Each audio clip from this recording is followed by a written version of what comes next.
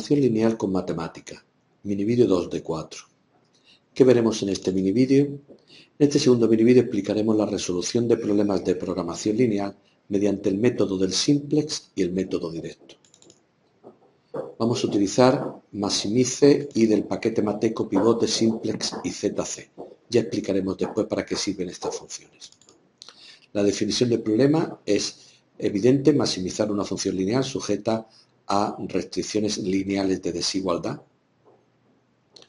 aunque, como ahora veremos, el método del simple exige también añadir la no negatividad de las variables. Vamos a enseñar el método del simple mediante un ejercicio. Es un problema en dos variables, tiene tres restricciones principales y las dos variables están sujetas a ser no negativas. En primer lugar, vamos a añadir variables de holgura. Son variables que convierten desigualdades en igualdades, son no negativas. Las variables de holguras intervienen en la función objetivo con coeficiente que llamaremos en general con un coste 0. A partir de aquí vamos a llamar P1, P2, P3, P4 a los coeficientes de X1, X2, X3, X4 y X5. Fíjense, ¿por qué son los coeficientes X2? Si miran aquí en las restricciones, vemos que los coeficientes son 2 menos 1, 1. Y así todos los demás. Pues bien, lo primero que tenemos que comprobar es la existencia de una base canónica inicial entre estos vectores P. Vemos que existen P3, P4, P5. En caso de que no existiera, hay que introducir una base artificial que veremos en otro minivídeo. Y vamos a poner nombre a lo siguiente. A1 es la matriz de coeficientes de las restricciones principales ampliada con los términos independientes 6, 4 y 2. C0, que llamaremos vector de costes, es el vector de coeficientes de la función objetivo con un 0 de más. Hemos puesto en rojo.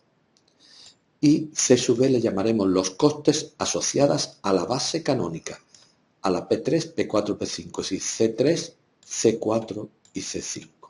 Introducimos en la memoria de nuestro ordenador esta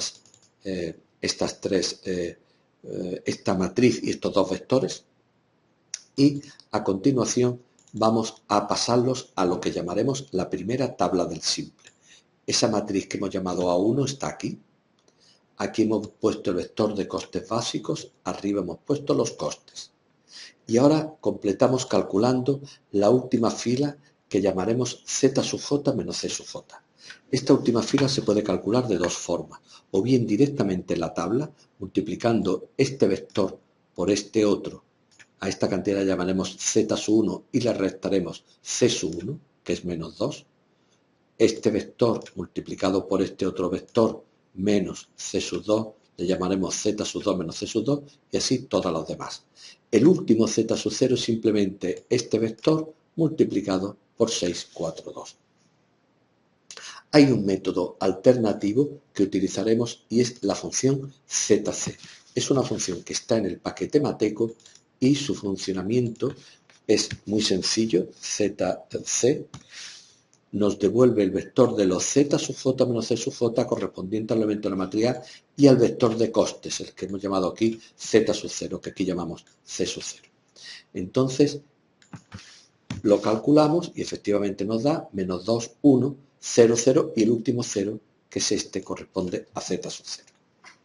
Pues bien, a partir de aquí vamos a ver que esta tabla lleva asociado un vértice y sabemos que en un vértice son los puntos en donde puede existir solución. ¿Cuál es el vértice asociado a esta tabla? En primer lugar, es un vértice con 5 componentes. Estamos en R5. Pues bien, la tercera, P sub 4, la cuarta, P sub 5 y la quinta componente serían 6, 4, 2. Es lo que llamamos componentes básicas, las componentes asociadas a la base, la 3, la 4, la 5, tercera, cuarta y quinta componentes. Y las que no son la 3, la 4, la 5 son 0. Es decir, nuestro vector será, por lo tanto, 0, 0, 6, 4, 2, porque esto era 6, 4, 2. Este vector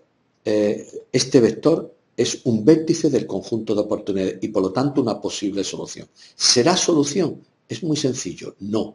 ¿Por qué? porque los z sub j menos c sub j no son todos mayores o iguales que 0. Si lo fuese, esta sería la solución del problema. Pero como no son, tenemos que generarnos otra tabla y por lo tanto otro vértice donde ya sí pueda ser solución del problema. ¿Y cómo nos generamos esa otra tabla? Buscamos el más pequeño entre los z sub j menos c sub j. Lo tengo aquí, menos 2. Y en su columna, es decir, aquí, decimos P sub 1 va a entrar en la base. La base que antes estaba formada por P3, P4, P5, ahora lo formará P1 y dos de ellos, porque una base en R3 solamente la pueden formar 3 vectores. ¿Cuál es el que tiene que abandonar la base?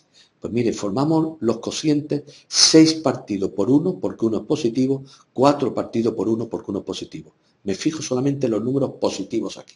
Y elijo el más pequeño. Entre 6 partido por 1 y 4 partido por 1, el más pequeño es 4 partido por 1. Pues bien, P sub 4 es el que va a abandonar la base.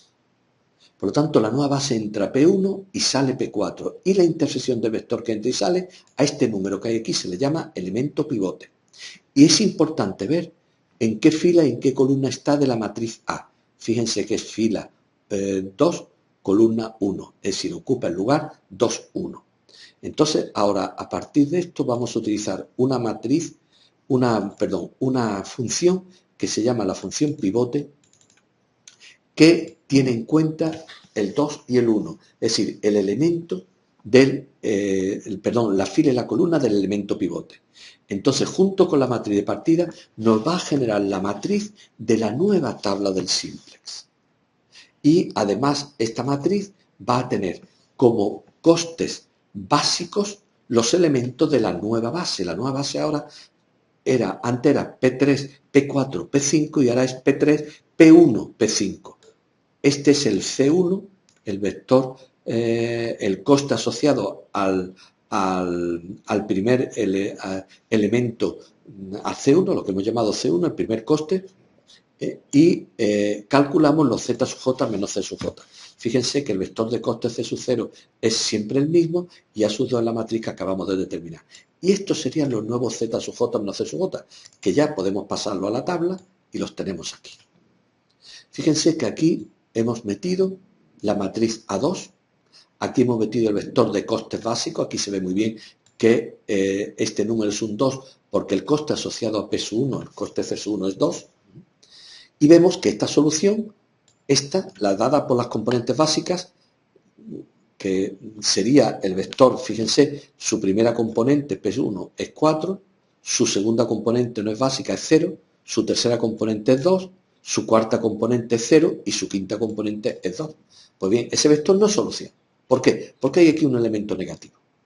Por lo tanto, tenemos que de nuevo generarnos una tercera tabla del simple.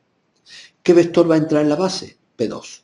¿Cuál sale? Elijo los positivos, 3 y 1, y formo los cocientes, 2 partido por 3 y 2 partido por 1. ¿Cuál es el más pequeño? 2 partido por 3. Por lo tanto, el elemento pivote está en la fila 1, columna 2. Entonces, utilizamos de nuevo la función pivote 1, 2 y tendríamos pivote 1, 2 sobre la nueva matriz A2 y obtenemos la tercera matriz A3. Esta, de nuevo, calculamos los z sub j menos c sub j y mira, ya son todos mayores o iguales que 0. No obstante, los vamos a pasar a la tabla y vemos que ya estamos en la solución óptima. Porque todos los z sub j menos c sub j, todos los z sub j menos c sub j son mayores o iguales que 0. Z sub 0 da igual el signo que tenga. ¿Y cuál sería ese vector solución? P1, primera componente, esta. P2, segunda componente, esta. P5, quinta componente, esta. ¿Y cuáles son las componentes 3 y 4? 0. Luego el nuevo vector, que lo tengo por aquí escrito, es este. Este sería la solución del problema. Y el valor de la función objetivo en este punto es 10. Si fuese un problema, por ejemplo, de maximizar beneficios, el beneficio máximo sería 10. Por último, indicar que en cada tabla del simple se mejora el valor de la función objetivo. Es decir, el vértice que obtiene el valor de la función objetivo es mejor. Vean que aquí es 10. Vean que aquí es 8. Y en la primera tabla era 0. Vamos mejorando el valor de la función objetivo. Vean que el método del simple exige obtener un montón de tablas, desde la primera, que son los datos del problema, hasta la tabla óptima. Vamos a obtener un método que se llama el método directo, que pasa de la primera a la última tabla. cómo se obtiene esta solución tan rápida? Miren, en primer lugar, añadimos como antes variable de holgura. Esto se hace igual. Y ahora vamos a utilizar una función que se llama maximize. La función maximize es una función que devuelve máximos de funciones sin restringir o con restricciones. Vean que lo vamos a hacer para el problema entero, con las variables de holgura. Y obtenemos su solución. Fíjense que obtenemos el mismo punto que hemos obtenido antes con un valor de la función objetivo igual a 10. ¿Esto qué me está a decir? Que las componentes básicas, la base final está formada por P1, P2 y P5. Las componentes básicas son la 1, la 2 y la quinta. Y bien que esta información va a ser muy importante por lo siguiente. Vamos a llamar A a la matriz de coeficientes, la que antes llamamos A1, ampliada con los términos independientes, el vector de coste y el vector de costes básicos, el asociado a la base final óptima, es decir, el A1, la 2 y la quinta, el coste 1, coste 2 y coste 5. Lo introducimos en nuestra RAM. A partir de ahí vamos a coger de la matriz A y vamos a definir la matriz B. ¿Qué es la matriz B? La matriz B es una submatriz de A formada por las columnas 1, la columna 2 y la columna 5, es decir, las columnas asociadas a la base final, a las componentes básicas, que hemos quedado la positiva, la 1, la 2 y la 5.